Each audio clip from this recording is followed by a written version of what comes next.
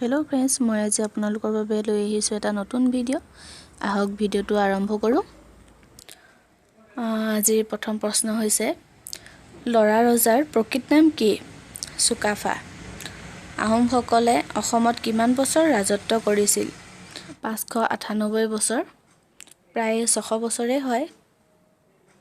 কুৰুক্ষেত্ৰ যুদ্ধত অংশগ্ৰহণ কৰা অসমৰ ৰজা কোন আছিল?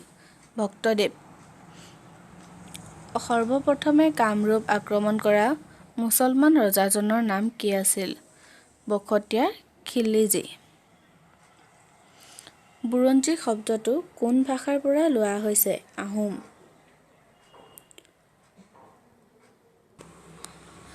ফ্ৰাঞ্চেংমুল বৰপাত্ৰ গোহাঁইৰ পত্নীৰ নাম কি আছিল?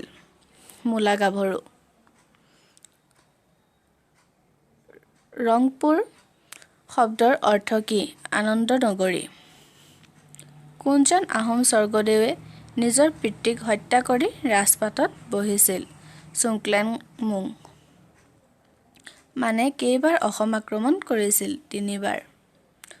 বদনচন্দ্ৰ ফুকনক কোনে হত্যা কৰিছিল? ৰূপসিংহ সুবেদাৰ। অসমৰ স্বাধীনতা আন্দোলনৰ প্ৰথম শ্বহীদ কোন? পিয়লি ফুকন।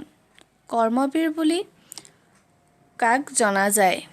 নবীন চন্দ্ৰ বৰদলৈ। শালস্তম্ভ বংগৰ শেষ ৰজাজনৰ নাম কি আছিল? ত্যাগসিংহ। কছাৰী ৰাজ্য ক'ত আছিল? দিখৌৰ পৰা কলঙলৈ।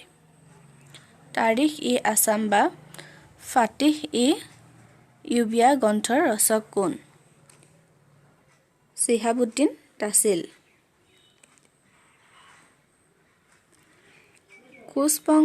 কোচ শব্দৰ উৎপত্তি ক'ৰ পৰা হৈছিল? কোৱাচ বা কম্বোজ। শুক্লধ্বজ কি নামে জনা যায়? চিলাৰায়। ৰংঘৰ কোনে নিৰ্মাণ কৰিছিল? প্ৰমোদ সিংহ।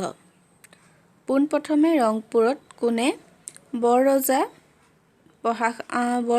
পঢ়াশালি স্থাপন কৰিছিল? ফুলেশ্বৰী। ভীষ্মকে কোন ৰাজ্যত ৰাজত্ব কৰিছিল? বিদৰ্ভ। কামৰূপৰ প্ৰথম ৰজাজনৰ নাম কি আছিল? মহীৰংগ দানৱ। অসমত কোনে চিপাহী বিদ্ৰোহ আৰম্ভ কৰিছিল? মণিৰাম দেৱান। অসমৰ স্বাধীনতা সংগ্ৰামত প্ৰথম মহিলা শ্বহীদ কোন আছিল? মালিনী মেম।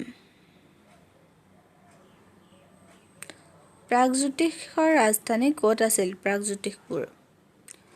পাঁচপীৰ দৰগাহ ক'ত অৱস্থিত? ধুবুৰী।